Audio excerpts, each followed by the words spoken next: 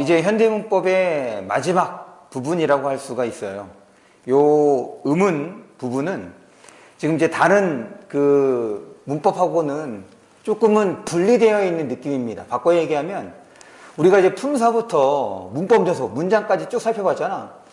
그럴 때 이제 품사와 관련되는 내용들이 그 이후에 되게 많은 영향을 미쳤지. 그러니까 품사를 어떻게 알고 있는지에 따라서 정답률이 많이 달라질 거란 말이야. 그래서 그만큼이나 품사가 가장 중요하다. 그걸 바탕으로 이제 다른 문법 현상들, 문법 요소들을 정리해 나가는 형태, 쌓아 올려 나가는, 그러니까 일종의 빌드업이 된 거죠. 품사를 바탕으로 한 빌드업이라고 생각을 해주시면 되는데, 그럴 때 이 의문은 이제 그런 것과 좀 직접적으로 관련이 없기 때문에 지금 가장 마지막에 보는 거라고 생각을 해주시면 좋을 것 같고, 그런데 여러분들 그러니까 이제 여러분들이 고등학교 올라와서 배운 내용들 중에서 문법에서 변화가 있다면 바로 이 의문에서 변화가 좀 있습니다. 우리가 중학교 때 배운 내용과 고등학교 올라와서 배운 내용이 조금 달라지는 게 있어요. 그래서 그런 것들을 좀 주의해 주시고 익숙하게 될 수 있도록 좀 봐두시는 것이 필요하겠다. 일단 지금 개념, 종류, 체계 이런 것부터 좀 확인을 하겠습니다. 먼저 의문의 개념부터 확인을 할게요. 말의 뜻을 구별해주는 가장 작은 소리의 단위다. 그래서 여기서 이제 중요한 건 뜻을 구별해준다는 거예요. 요 뜻을 구별하는 건 뭐와 관련되는 거냐면 최소대립상이라는 개념과 관련된대요.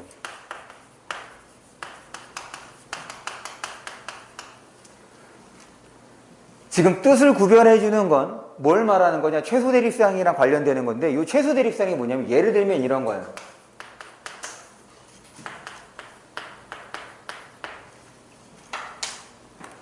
공하고 공하고 곰이 민수야 뜻이 다르죠?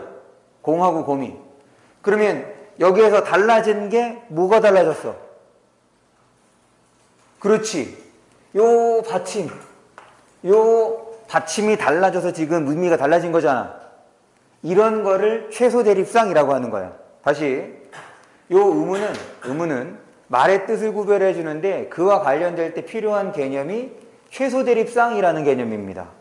그래서 글자에서 한 가지만 다를 때 지금 이거 한 글자에서도 얘기를 했잖아. 두 글자에서도 가능해.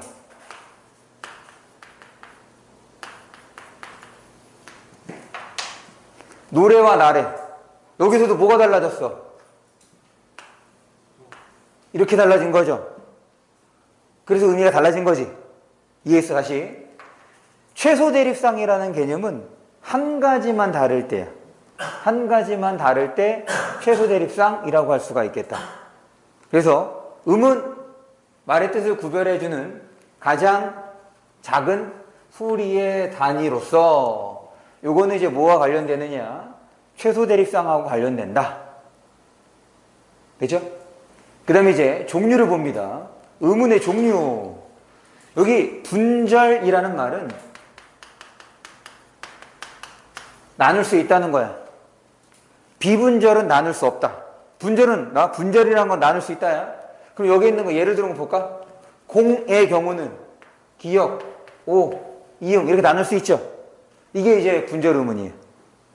나눌 수 없어. 그건 단어에 따라다녀. 그래서 분절 의문에는 자음, 모음이 있습니다.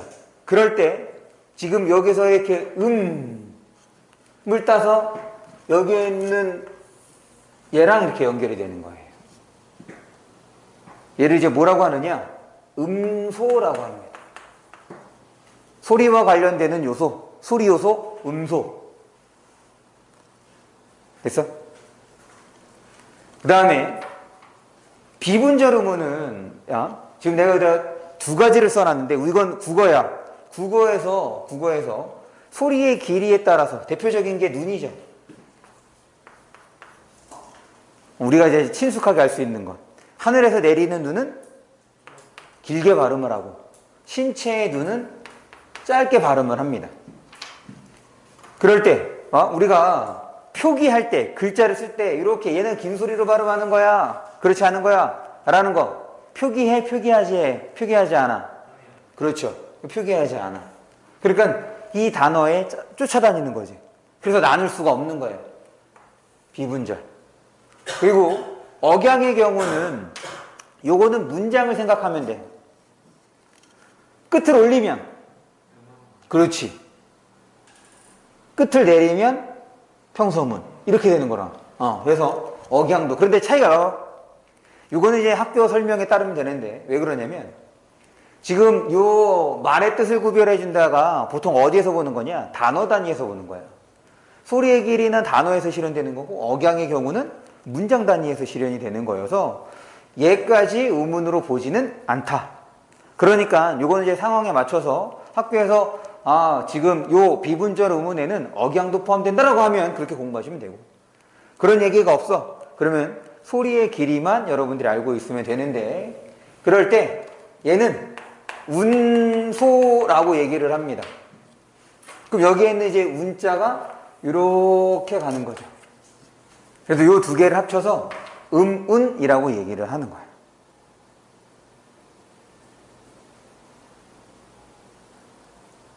그죠? 의문의 그 지금 음소, 자음과 모음, 그 다음에 운소, 소리의 길이나 억양. 그런데 대체적으로 소리의 길이를 말한다. 이렇게 이제 정리하면 됩니다. 그런데 이제 여기 추가가 있어. 추가.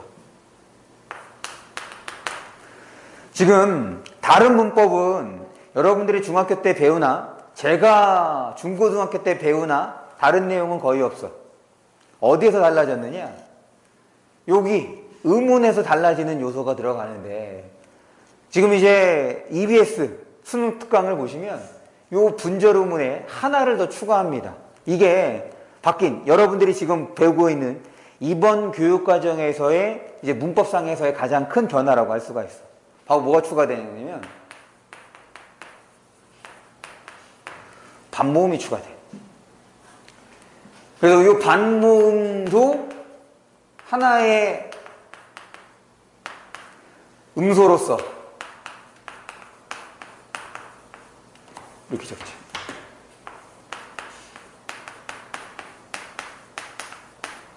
의문으로 인정.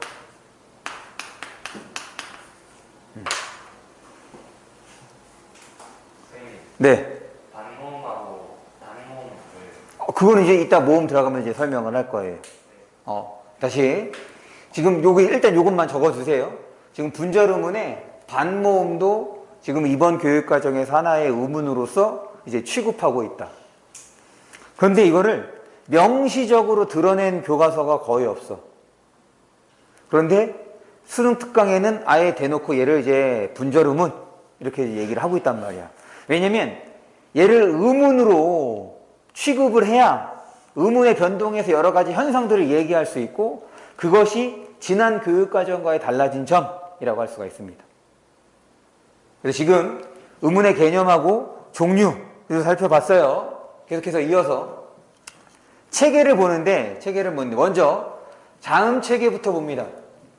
지금 제가 이 표를 넣으려고 했는데 표를 못 넣겠어. 그래서 표는 그냥 교재를 보고 설명을 할게요. 지금 이제 자음을 보는데, 이 자음은 거기 발음기관에 의해 발음기관에다가 밑줄 쳐주시고, 보통 이 발음기관을 말하면 입을 말하는 거예요. 그 발음할 때 동원되는 곳이 바로 발음기관입니다. 발음기관에 의해 거기 장에다가 동그라미를 쳐주세요. 장애를 받으며 나오는 소리가 이제 자음에 해당하는데, 지금 거기에 표가 나오는데 모의고사를 준비할 때는 이 표를 외울 필요는 없다. 모의고사 준비에서는 이 표는 그냥 주어지는 것, 주는 것이라고 생각해 주면 돼. 다만 표를 이해할 수는 있어야 돼요. 반면에 내신에서는 학교 선생님께서 특별히 언급하지 않는 한 외우셔야 합니다. 야, 이거 안 외워도 돼. 표로 줄 거야 라고 하면 안 해도 되는데, 그런 얘기가 없어. 그럼 외워야 돼. 그럼 이제 표를 볼게요. 먼저 상단입니다. 제일 위에. 조음 위치. 조음 위치는 예, 발음되는 곳. 그래서 얘를 간단하게 좀 그림으로 그려보면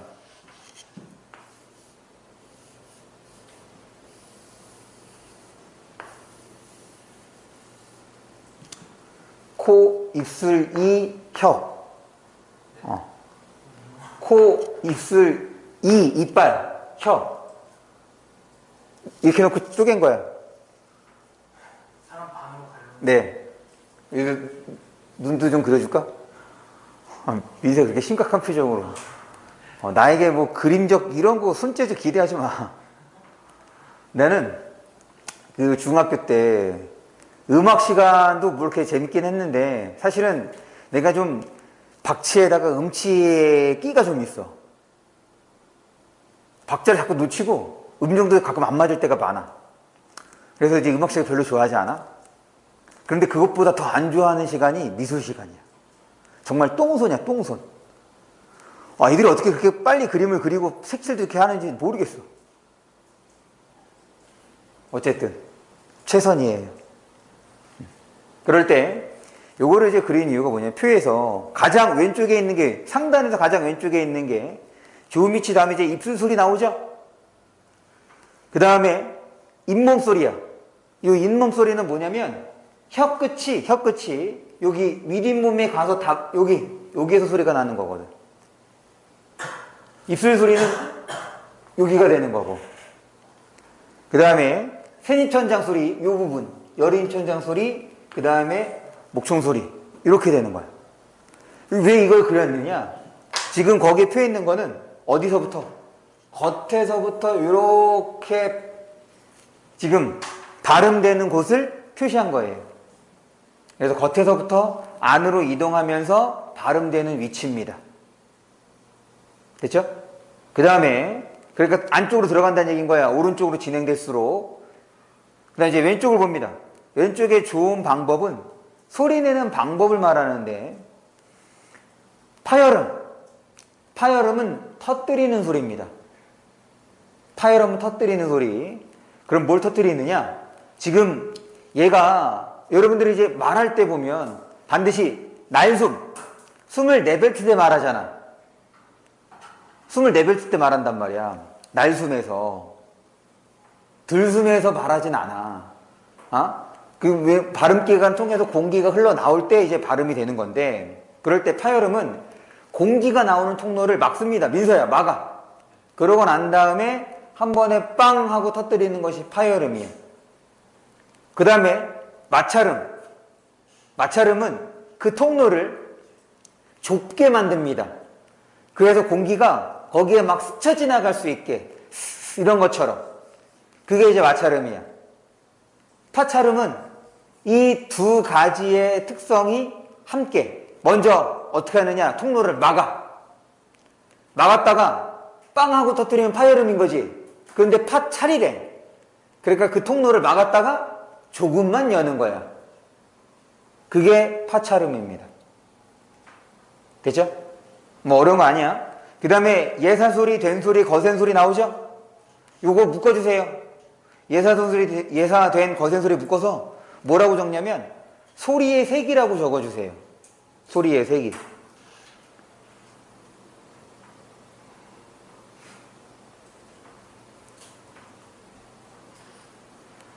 소리의 색이라고 적어주시고, 그러고 난 다음에 뭐라고 쓰시냐면 얘는 음운으로서의 자질을 지닙니다. 음운으로서의 자질. 무슨 말이냐? 뜻을 구별하는 데 쓰인다는 거지. 예를 들면 달, 그 다음에 딸, 탈. 지금 이렇게 진행이 되는 것이 소리가 점점 세지는 거야. 이 소리의 세기가 음운으로서 기능을 한다. 이것이 국어의 특성 중에 하나입니다. 왜냐면 서양 사람은 요거를 구분하지 못해. 마치 우리가 V랑 B를 잘 구분하지 못하는 것처럼. 걔네들은 그걸 이제 뭐 유성마찰음, 무성마찰음 이렇게 얘기를 하는, 유성음, 무성음 얘기하는데, 국어에서 유성음하고 무성음은 음운으로서 기능하지 않아. 바꿔 얘기하면 유성음과 무성음의 차이는 뜻을 구별하는 데 기여하지 않습니다. 반면에 이제 영어에서는 뜻을 구별하는 데 기여하는 거야. 반면에 국어에서는 소리의 세기가 뜻을 구별하는 데 기여하지만 이 영어에서는 소리의 세기가 뜻을 구별하는 데 기여하지 않아. 버스, 버스, 파리, 파리 얘네들은 다 같은 소리로 인식한다는 얘기지. 됐죠? 요거 그래서 지금 소리의 세기가 의문으로서 기능하는 거 요거 하나 기억해 주시면 좋을 것 같고, 그 다음에 밑에 이제 비음하고 유음이 나오죠. 비음하고 유음도 묶어주세요. 비음하고 유음을 묶어서 그 왼쪽에다가 뭐라고 적냐면 울림소리라고 적습니다. 울림소리. 울림소리. 울림소리를 한자어로 얘기하면 유성음이라고 얘기하는 거예요. 다시 비음하고 유음을 묶어서 울림소리라고 적어주시고, 이 울림소리를 한자어로 얘기하면 얘가 이제 유성음이 되는 거예요. 그리고 얘랑 반대되는 것이 무성음이 되고, 무성음을 또 고유어로 바꾸면 안울림 소리가 되는 거죠.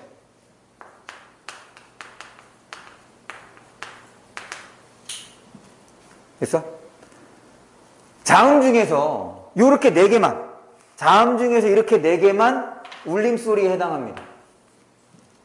자음 중에서 4개만 울림소리야. 울림소리에는 지금 자음 4개랑 모든 모음은 다 울림소리에 해당합니다. 가끔 유성음하고 무성음을 구분하지 못해서 틀리는 경우가 있어. 다시 문법은 일단 기본 개념은 정확하게 아는 것이 필요해.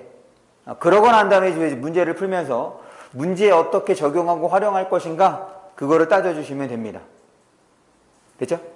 그래서 지금 그 표를 봤어. 표에서 위에 있는 거는 위치에 해당하는 거, 그 다음에 지금 세로로 되어 있는 거는 방법, 풀이내는 방법에 해당하는 것, 그렇게 좀 구분해 주시고, 그 다음에 우리가 이제 1학년 때도 하고 중학교 때도 이거 했던 거잖아.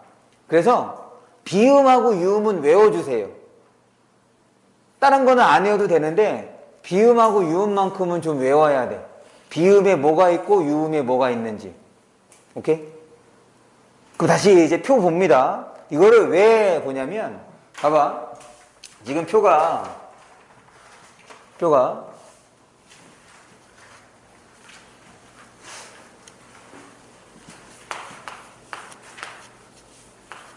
이렇게 있잖아. 표가 이렇게 있잖아. 그럴 때 지금 여기에서 이렇게 위아래로 이동하면 뭐가 달라지는 거야? 그렇지. 이거 지금 위아래로 이동하면 좋은 방법이 달라지는 거야. 좌우로 이동하면 그렇지, 위치가 달라지는 거라고. 지금 이 표는 이게 좋은 방법이 달라지는 거냐, 좋은 위치가 달라지는 거냐, 요거를 확인하기 위한 것. 그래서 외우지 않아도 돼. 아시겠죠? 그럼 이제 넘어가서 모음을 봅니다.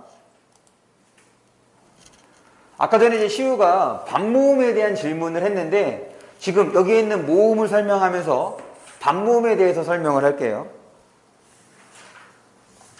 지금 치지선 쪽에 이제 모음 볼 거야. 모음. 성대의 진동을 받은 소리. 이게 이제 바로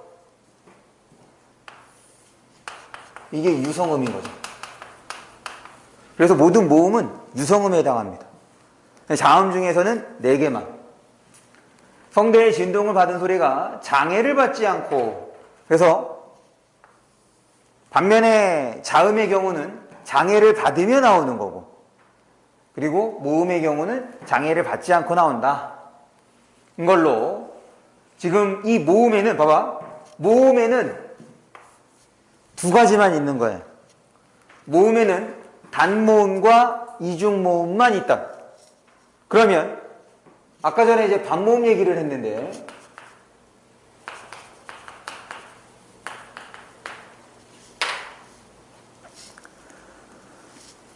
반모음은 그러면 모음이라는 거야, 모음이 아니라는 거야? 다시 지금 모음에는 단모음하고 이중모음이 있어. 단모음하고 이중모음이 있어. 그럼 일단 반모음은 모음이라는 거야, 모음이 아니라는 거야? 모음이 아니라는 거야. 그래서 지금 우리가 음은 해서 이렇게 하자. 그래서 앞에서 우리가 분절음운에 일단 지금 자음하고 모음을 보아서 지금 자음 체계표를 보고 있는 거고 지금 모음에 대해서 확인하는 거란 말이야. 그럴 때 이번 교육 과정에서 이제 추가가 된 것이 바로 뭐라는 거야? 반모음이라는 거야. 그런데 이 반모음의 존재, 반모음을 하나의 음운으로서 이제 인정하고 있는 교과서가 거의 없어. 명시적으로 다루지 않는다고. 그런데 지금 내용상 펼쳐지는 것들, 문제가 나오는 것들을 보면 반모음을 하나의 음운으로서 취급하고 있단 말이지. 그래서 이 내용은 지금 EBS 수능 특강의 문법을 보시면 이 반모음도 분절 음운에 해당한다 이렇게 아예 설명을 해놨단 말이지. 그래서 요거를 이제 추가를 하는 거 여러분들이 유의해야 되는 거야. 아까 얘기했던 것처럼 내신은 결국 누가 대빵이야? 학교 선생님이 대빵이야. 학교 선생님이 반모음을 따로 분절음문으로 설명하지 않았어. 그럼 분절음문은 아닌 거지. 무슨 말인지 알겠어요? 네, 그래서 반모음 주의해 주시는데 이 반모음이 이제 어디서 튀어나오느냐? 일단 단모음부터 볼게요. 단모음. 혀의 앞뒤 위치와 높낮이, 입술 모양이 바뀌지 않는 모음으로서 거기 표를 봅니다. 단모음을 분류하는 세 가지 기준. 혀의 앞뒤 위치, 입술 모양, 혀의 높이. 이렇게 되는 거야. 그럴 때, 요거를 이제, 반모음 이따 설명할게요. 요거를 이제 외우는 쉬운 방법이 있어. 이, 에, 으, 어, 아, 우, 오. 여기서는 뭐만 외우면 되는 거냐면, 이, 에, 우, 오만 외우면 됩니다. 이, 지금, 이, 우오만 외우면 돼. 왜 그러냐면, 이제 여기에 빈칸을 마저 채울게요. 이렇게 있는 거야. 그럼 이제 봐봐. 이렇게 크게 둘러나누거든. 크게 둘러나는 거 어떤 차이가 있느냐? 요, 이가 들어있느냐, 없느냐야. 그러면 위도 있어야 될 거 아니에요? 여기 있잖아. 여기, 봐. 전설모음은 이가 들어있어. 후설모음에는 이가 없어. 그리고 오는 발음할 때 입술이 둥그레지잖아. 그러니까 얘가 원순,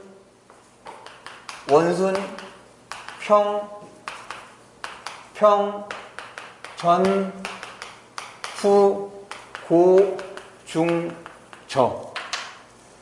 그래서 이의 우어만 기억하시면 여러분들이 그 단모음은 좀 쉽게 정리할 수 있을 거라 생각합니다. 됐죠? 단모음에는 그러면 의는 안 들어가요? 그렇죠. 다시 단모음의 정의가 뭐라고 되어 있어? 변하지 않아야 돼. 그런데 이제 주의할 게 있어. 봐봐. 이거 발음하면 실제적으로 어떻게 발음을 해? 입술 모양이 달라져 안 달라져? 달라져죠. 위, 왜 발음해봐. 달라져. 그래서 요 두 개는 어문 규정을 보면 이중모음으로 발음하는 것을 허용해줘. 다시. 원래는 뭐라는 거야? 원래는 단모음이야. 원래는 단모음이지만 이중모음으로 발음하는 것을 허용해준다. 그래서 단모음 10개. 그러니까 나머지는 이중모음. 됐죠? 이제 반모음이 이중모음에서 나오는 거야. 이중모음 볼게. 이런 거에 바뀌는 모음으로 반모음에 두 개가 있어요. 반모음 이, 반모음 오, 우 이렇게 두 개 있습니다. 반모음에는 반모음 이와 반모음 오, 우가 있다. 단모음의 결합으로 이루어진다. 즉 이중모음은 단 더하기 반이야. 이걸 정리하면 이중은 단 더하기 그래 훨씬 반 더하기 단모음 이렇게 되는 거예요. 그럼 이제 반모음이 뭐냐? 반모음이 뭐냐?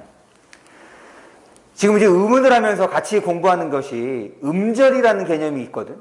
음절은 소리의 덩어리를 말해. 소리의 덩어리, 소리를 낼 수 있어야 돼. 예를 들면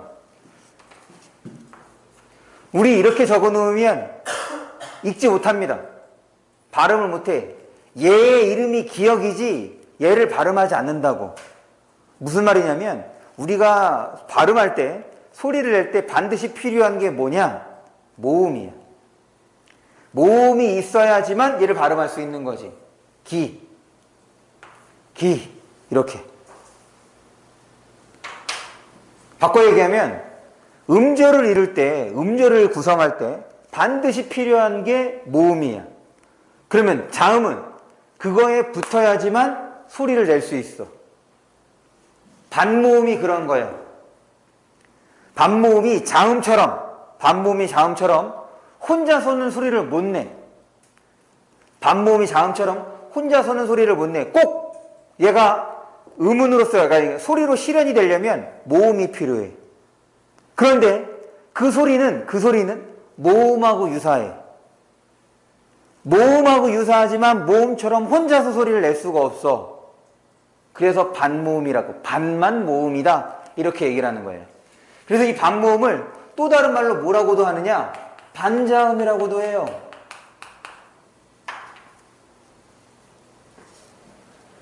반모음은 반자음이라고도 합니다.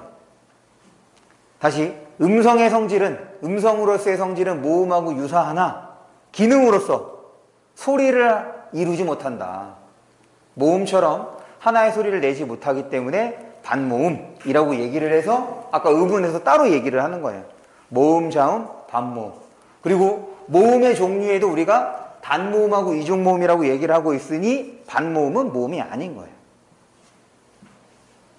됐어요? 그럴 때 표를 봅니다. 거기에 표를 보시면 상향식은 이게 위로 간다는 거지. 상향식은 위로 간다는 거고 하향식은 아래로 간다는 얘기인 건데 그냥 이렇게 생각하면 됩니다. 상향식에다가는 반모음이 먼저 오는 거야. 반모음이 앞에 오는 것을 상향식, 반모음이 앞에 오는 것을 상향식이라고 하고 하향식은 반모음이 뒤에 오는 거예요. 반모음이 뒤에 오는 거. 굳이 상향식하고 하향식까지는 기억하지 못해도 돼요. 다시, 일단 모의고사의 측면에서 보면 반모음에 뭐가 있는지는 명확하게 알고 있어야 돼. 반모음 이와 반모음 오우가 있다. 그리고 반모음이 뒤에 오기도 한다. 의에다가 동그라미를 쳐주세요. 지금 의 빼고는 다 반모음이 앞에 오는 거거든. 됐죠? 네. 그렇게 이제 정리해 주시면 되겠습니다. 계속. 비분절 음운이야.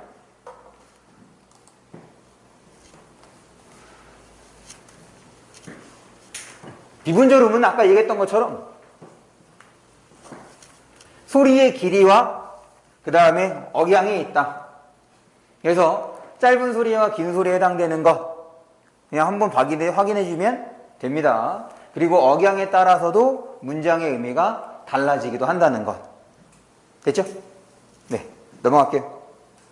그래서 지금 간단하게 음운의 종류를 살펴봤어요. 그러면 지금 74쪽에 음운의 변동, 여기까지만 설명하고 잠깐 쉴게요. 74쪽에 이제 음운의 변동을 보는데, 일단 음운하면 무조건 머릿속에 문제야. 문제에서 음운이라는 말이 나왔어. 그럼 여러분들 머릿속에 자음, 모음, 소리의 길이가 무조건 떠올라야 돼. 음운하면 자음, 모음, 소리의 길이가 떠올라야 돼.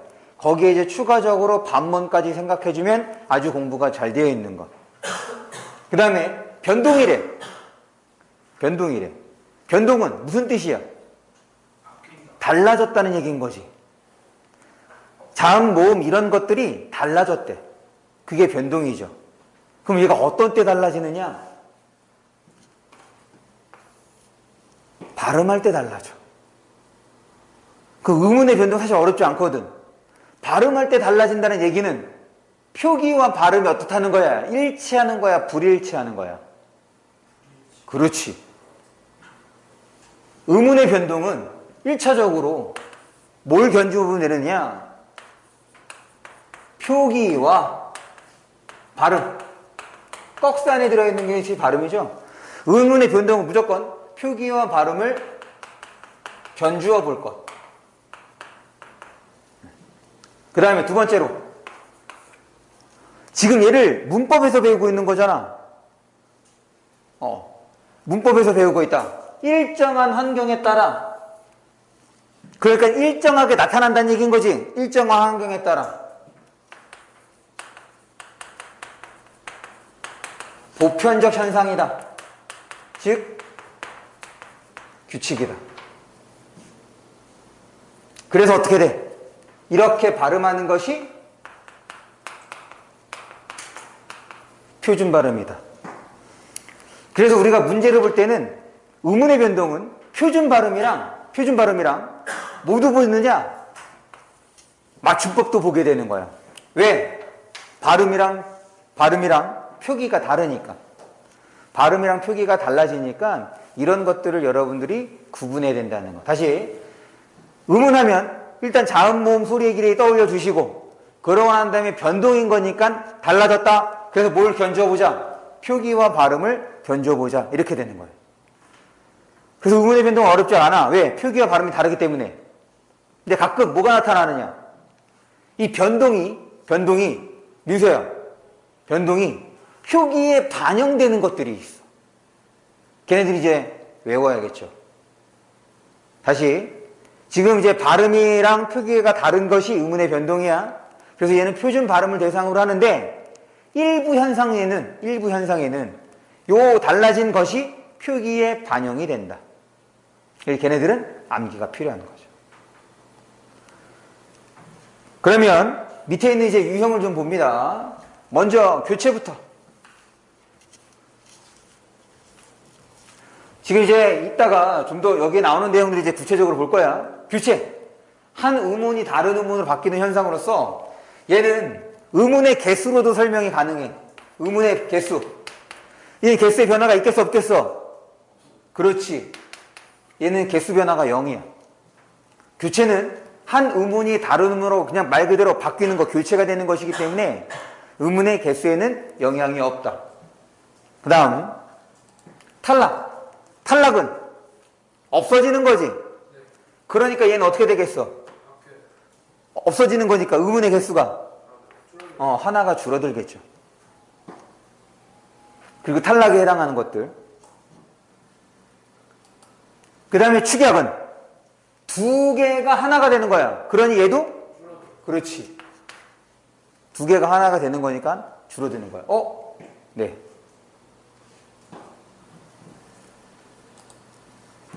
그 다음에 첨가는? 그렇지. 하나가 늘어나는 거죠. 됐습니까? 그래서 이 의문의 변동은 의문의 개수로도 설명할 수 있어야겠다. 그래서 구체적인 내용은 잠깐 쉬었다가 교체부터 살펴볼게요.